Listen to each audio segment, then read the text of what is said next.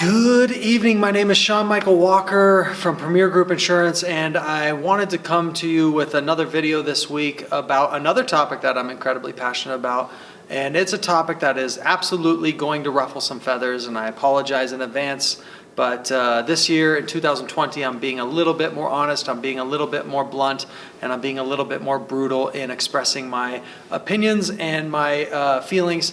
And today you're going to get exactly that. I would like to start out by saying that not all clients are created equally, and not all clients make your agency money, and sometimes, many times, often, it's okay to send that client down the street to another agency and let that client be a drain and a bane on the existence of your competitor. You have to be brave enough to say, this is just not in my wheelhouse.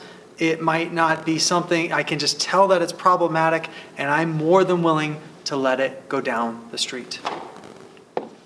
You know, the real question that is banging around in my head, or the thing that is banging around in my head that has to be said over and over and over, and I know you all know it right now in your heart of hearts, is there are some clients that belong to your agency that make you a $100 an hour agent, and there are some clients in your agency that make you a $10 an hour agent. So what are some attributes of a client that are a drain on the agency? Let's just run through these really quickly. An entrepreneur that has a love for cancels and rewrites. An entrepreneur who doesn't even know exactly what he's doing in business. Right now, he's a window washer, and tomorrow he's a Christmas lights putter-upper, and at some point he even throws in lawn mowing into his repertoire of things of how he makes money. And because he's an entrepreneur who's a little bit confused about what he's doing, he also is feeling out his way of success in this world, and so sometimes he goes, you know, just cancel my policy. I don't need it right now. Or, hey, I need a policy right this second because I've got a big job and a big gig.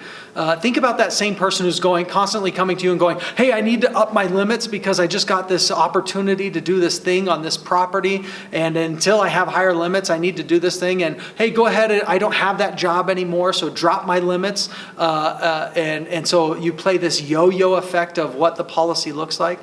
Think about the young entrepreneur who has ever-changing drivers, good drivers and bad drivers, ever-changing fleet, a good fleet, bad fleet, an upgraded fleet, a young entrepreneur who doesn't know that he necessarily needs to share with you all that information, which is incredibly important, right? So you learn all of this in the rears, or you learn all of this as the policy is beginning to pend cancellation. These are all not good things. Think about the young entrepreneur who doesn't know about letting his agent know about the changing of his account. So when he changed accounts because he realized he could do banking a little bit cheaper at that place versus that place, and he changed accounts without letting you know, and now his policy is in pending cancellation status.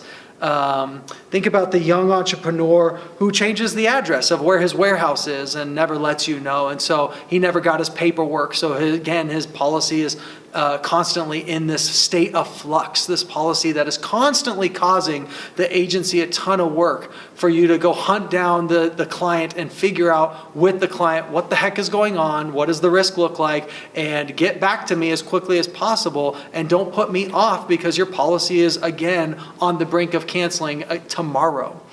It sounds like a silly scenario, but I believe this is a perfect example of how this happens all day long, every day. If you think about all of that stuff that I just listed off, all of those things are attributes of a client that are constantly keeping the agency in a state of emergency on behalf of one client. And when your agency is in a state of emergency on behalf of that client, your agency is losing dramatic amounts of money, and that client is making you a $10 an hour agent versus a $100 an hour agent.